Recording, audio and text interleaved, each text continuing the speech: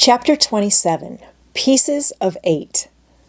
Owing to the cant of the vessel, the masts hung far out over the water, and from my perch on the cross-trees I had nothing below me but the surface of the bay. Hans, who was not so far up, was in consequence nearer to the ship and fell between me and the bulwarks. He rose once to the surface in a lather of foam and blood, and then sank again for good.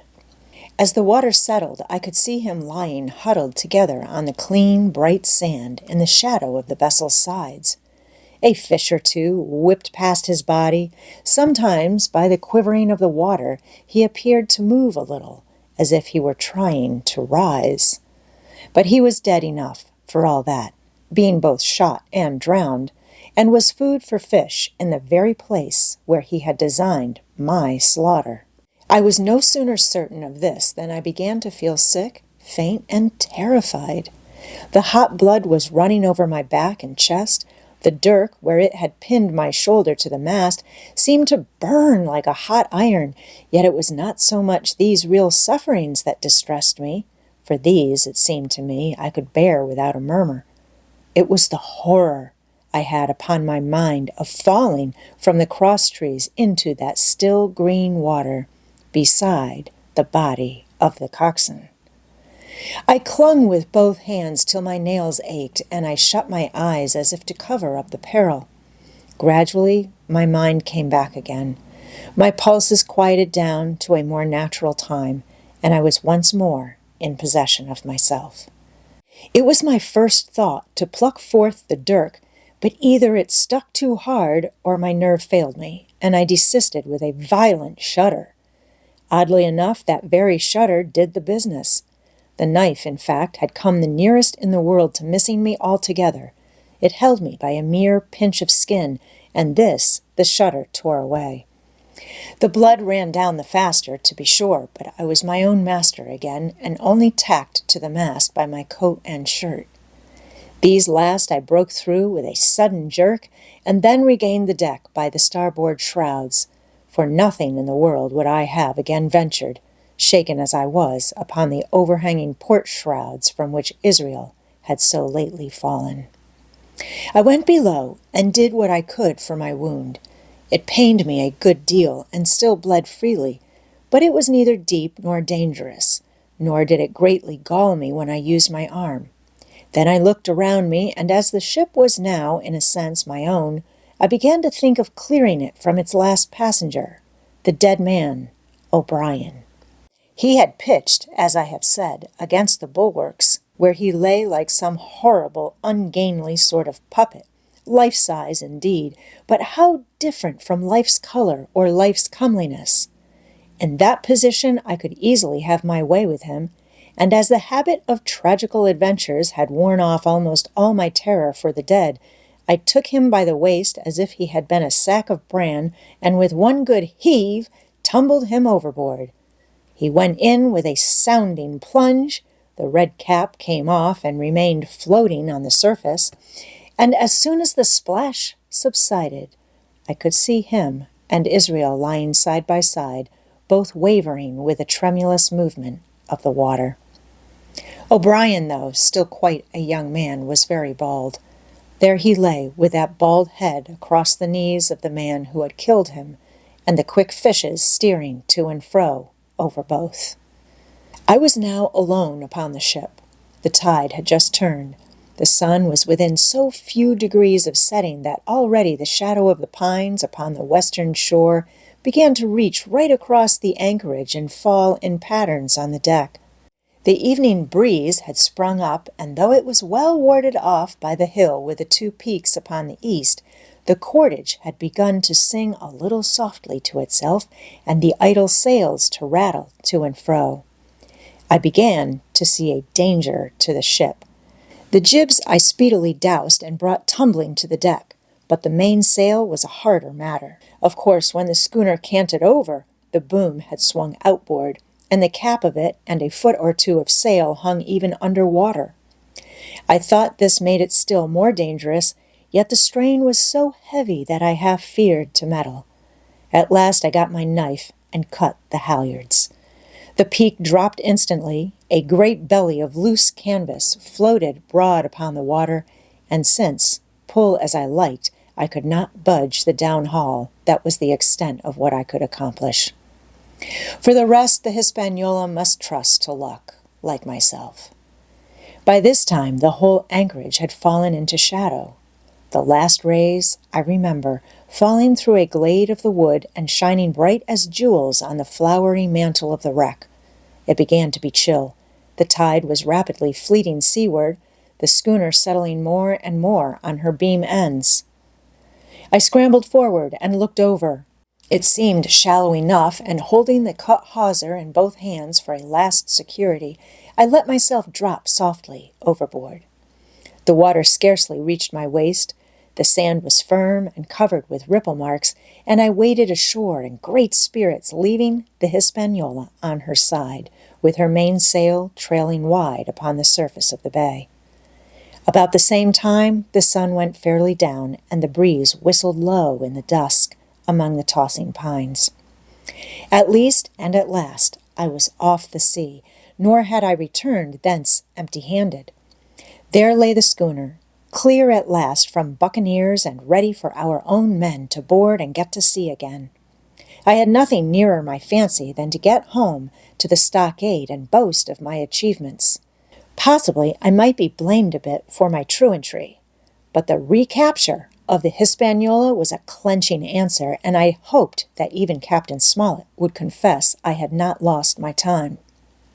So thinking, and in famous spirits, I began to set my face homeward for the blockhouse and my companions. I remembered that the most easterly of the rivers which drain into Captain Kidd's anchorage ran from the two-peaked hill upon my left, and I bent my course in that direction, that I might pass the stream while it was small. The wood was pretty open, and keeping along the lower spurs, I had soon turned the corner of that hill, and not long after waded to the mid-calf across the watercourse. This brought me near to where I had encountered Ben Gunn, the maroon, and I walked more circumspectly, keeping an eye on every side. The dusk had come nigh hand completely, and as I opened out the cleft between the two peaks, I became aware of a wavering glow against the sky, where, as I judged, the man of the island was cooking his supper before a roaring fire. And yet I wondered in my heart that he should show himself so careless, for if I could see this radiance, might it not reach the eyes of Silver himself where he camped upon the shore among the marshes? Gradually the night fell blacker. It was all I could do to guide myself even roughly towards my destination. The double hill behind me and the spyglass on my right hand loomed faint and fainter. The stars were few and pale, and in the low ground where I wandered, I kept tripping among bushes and rolling into sandy pits. Suddenly a kind of brightness fell about me. I looked up. A pale glimmer of moonbeams had alighted on the summit of the spyglass, and soon after I saw something broad and silvery moving low down behind the trees, and knew the moon had risen. With this to help me, I passed rapidly over what remained to me of my journey, and sometimes walking, sometimes running, impatiently drew near to the stockade. Yet as I began to thread the grove that lies before it, I was not so thoughtless but that I slacked my pace and went a trifle warily. It would have been a poor end of my adventures to get shot down by my own party in mistake. The moon was climbing higher and higher. Its light began to fall here and there in masses through the more open districts of the wood, and right in front of me a glow of a different color appeared among the trees. It was red and hot, and now and again it was a little darkened, as it were, the embers of a bonfire smoldering.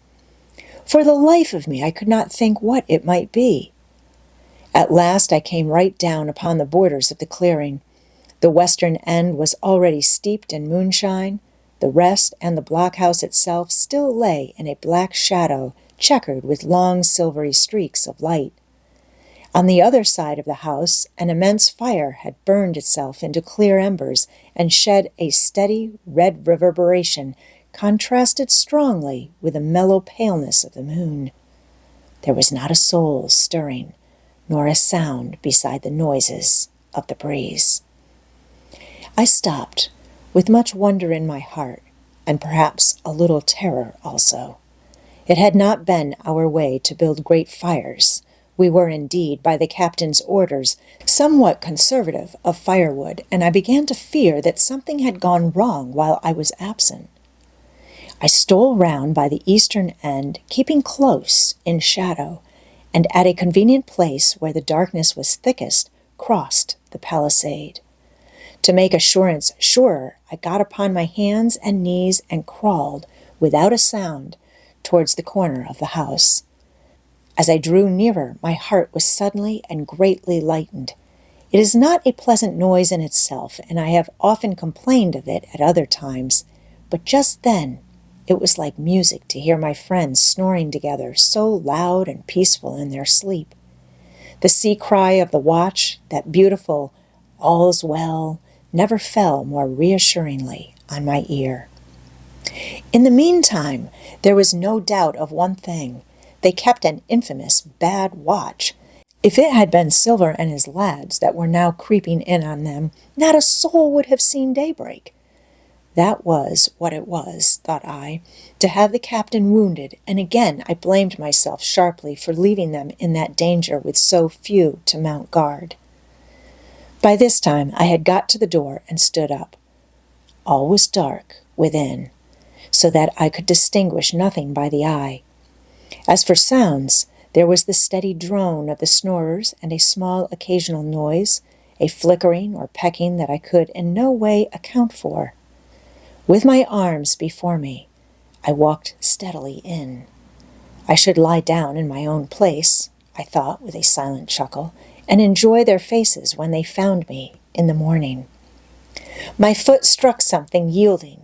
It was a sleeper's leg, and he turned and groaned, but without awaking. And then, all of a sudden, a shrill voice broke forth out of the darkness. "Pieces of 8! Pieces of 8! Pieces of 8!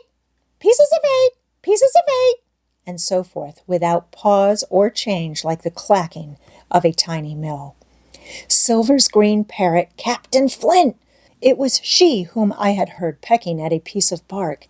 It was she, keeping better watch than any human being, who thus announced my arrival with her wearisome refrain. I had no time left me to recover.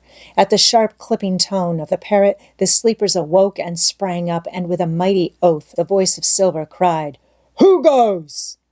I turned to run, struck violently against one person, recoiled, and ran full into the arms of a second, who for his part closed upon and held me tight. "Bring a torch, Dick," said Silver, when my capture was thus assured. And one of the men left the log house and presently returned with a lighted brand.